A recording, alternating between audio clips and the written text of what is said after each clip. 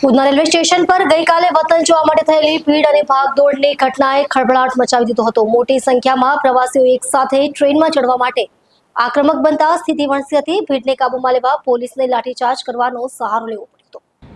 આ ઘટના બાદ રેલવેના ઉચ્ચ અધિકારીઓ તાત્કાલિક ઘટનાસ્થળે દોડી આવ્યા હતા અને પરિસ્થિતિની જાણકારી લીધી હતી। જોકે આ ઘટનાએ સ્ટેશન પરની સુરક્ષા વ્યવસ્થાઓ પર ગંભીર સવાલ ઊભા કર્યા છે।